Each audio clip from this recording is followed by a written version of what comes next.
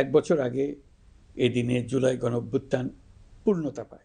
গণ অভ্যুত্থানের বছর পূর্তিতে মঙ্গলবার রাত 8টা 20 মিনিটে জাতির উদ্দেশ্যে প্রধান উপদেষ্টার ভাষণ। গত কয়েকদিনের ঘটনা প্রবাহে নানা মহলে জল্পনা, ভাষণে আসতে পারে নির্বাচন কেন্দ্রিক সুস্পষ্ট ধারণা। সুন্দরভাবে নির্বাচন অনুষ্ঠান করে প্রত্যাশা মাফিক ডক্টর ইউনূসের ৩৫ মিনিটের ভাষণের বড় অংশ জুড়েই ছিল ভোট কেন্দ্রিক প্রসঙ্গ। জানান, ফেব্রুয়ারিতে নির্বাচন আয়োজনে চিঠি পাঠাবেন প্রধান নির্বাচন কমিশনারকে। ইতিহাসের স্মরণীয় ভোট উৎসবের জন্য শুরু হচ্ছে প্রাতিষ্ঠানিক আয়োজন। আমরা এবার একটা নির্বাচিত সরকারের কাছে দায়িত্ব হস্তান্তরের প্রক্রিয়া শুরু করব।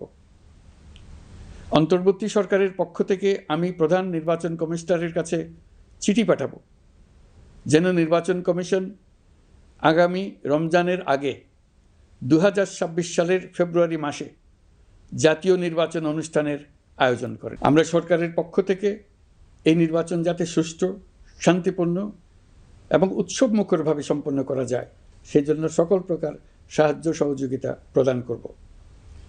এবারের নির্বাচন যেন আনন্দ উৎসবের দিক থেকে, শান্তি শৃঙ্খলার দিক থেকে, ভোটার উপস্থিতির দিক থেকে, সৌহার্দ্য ও আন্তরিকতার দিক থেকে দেশের ইতিহাসে স্মরণীয় হয়ে থাকে।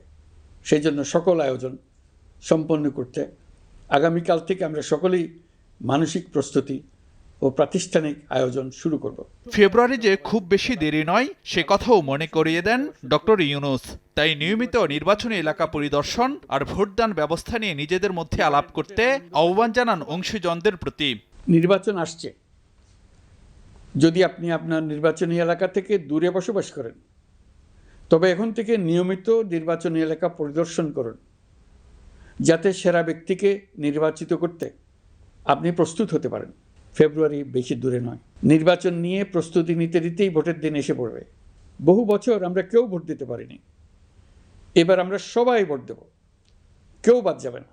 প্রধান উপদেষ্টার প্রত্যাশা, ভোট নিয়ে কলঙ্কিত অধ্যায়ের পুনরাবৃত্তি নয়, নির্বাচনের দিন থাকবে ঈদ উৎসবের মতো আনন্দ। নির্বাচনের দিনকে আমরা ঈদের উৎসবের মতো করতে চাই। এবারের ভোটের আনন্দ থাকবে সবার মধ্যে। আপনারা সবাই বাচ্চা কাচ্চাদের নিয়ে ভোট কেন্দ্রে যাবেন। দেশের ইতিহাসে এখন পর্যন্ত যতগুলো বড় সংঘাত, সহিংসতার ঘটনা ঘটেছে, তার সবগুলোর নেপথ্য কারণ ছিল ত্রুটিপূর্ণ নির্বাচন। ত্রুটিপূর্ণ নির্বাচনের মধ্য দিয়ে কোনো দল যদি গায়ের জোরে নির্বাচিত হয়ে ক্ষমতায় আসে, তার চূড়ান্ত পরিণতি কী, তার জুলাই অভ্যুত্থান আমাদের দেখিয়ে দিয়েছে। আমরা ইতিহাসের কলঙ্কিত কোনো অধ্যায়ের পুনরাবৃত্তি আর করতে চাই না। আপনারা প্রত্যেকেই অবগত আছেন, একটা গোষ্ঠী নির্বাচনকে বাধাগ্রস্ত করার জন্য উন্মুখ হয়ে আছে। তারা দেশের গণতান্ত্রিক অগ্রযাত্রাকে ব্যাহত করতে দেশের বাইরে বসে ভেতরে থেকে নানা অপচেষ্টায় লিপ্ত রয়েছে। আমাদেরকে অবশ্যই খেয়াল রাখতে হবে তারা যেন নির্বাচনকে সংঘাতময় করে তোলার কোনো রকমের সুযোগ না পায়। এবারের নির্বাচনে প্রবাসীদের ভোটাধিকার নিশ্চিত করারও আশ্বাস দেন প্রধান উপদেষ্টা।